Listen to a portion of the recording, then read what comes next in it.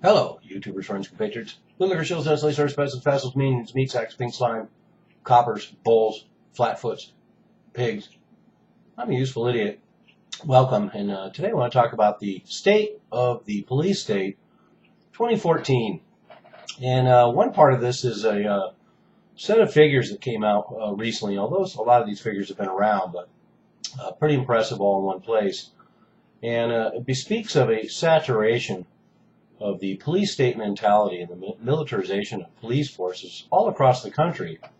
So it just gives more fodder to those of us who believe firmly that there is a police state in the United States, because there are still people that feel that the use of that term is a little hyperbolic. But anyway, and then the second part of the story is about police state practice that came in the news recently, the idea of sneak and peek or black bag operations. And that's the whole concept of basically going into your home or business without you being there with a delayed warrant. But I'll get into that in the second part of this video. First, let's go over these figures. So first of all, we have 80,000 SWAT raids a year in the United States now, which is a staggering figure. I almost don't need to say anything else, just knowing that. In 1980, there was 3,000. And that's still a pretty sizable amount, and that's the height of the Reagan years of drug war.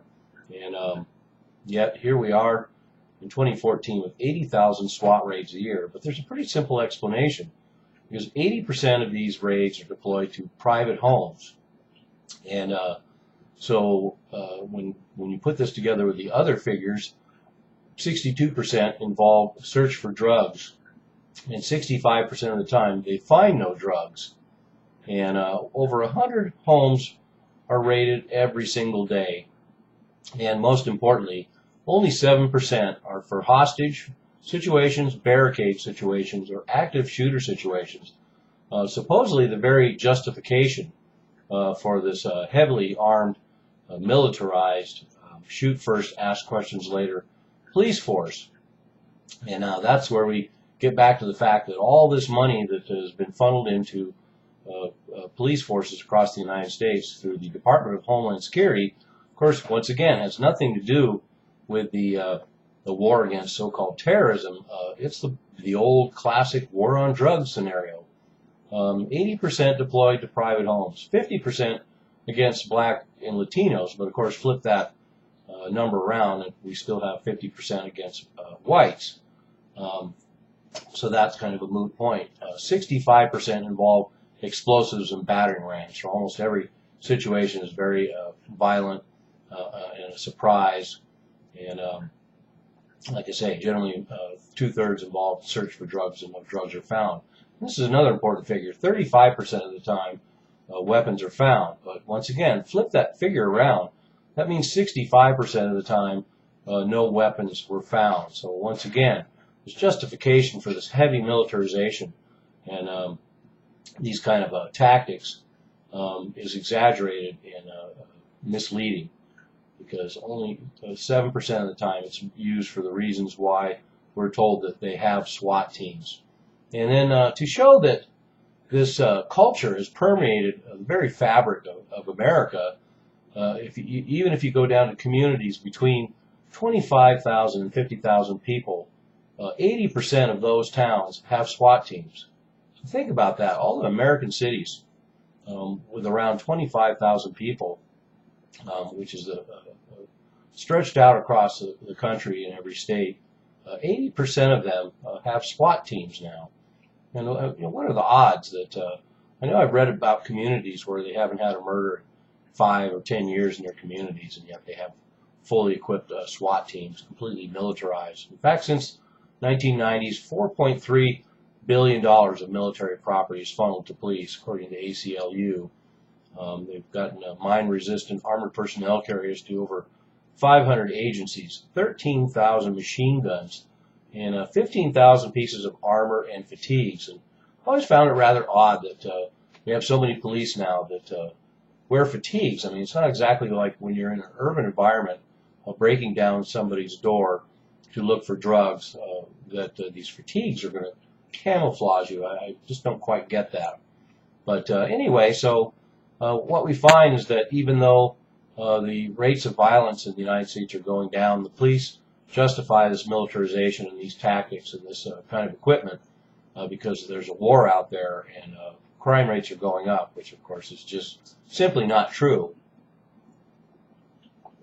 And then we find the justification for this being hostage situations, terrorist barricade situations, active shooter situations, which, contrary to what you see in the media, are actually quite rare. And these SWAT teams are not going to be out there going after those kind of activities, even though that's the justification. So, and you connect this with this mentality that has been created by the government and the media, pitting the police force against the citizenry instead of serving the citizenry. So now the population are potential dissidents, every single one of us. So it seems pretty clear that we're in a police state.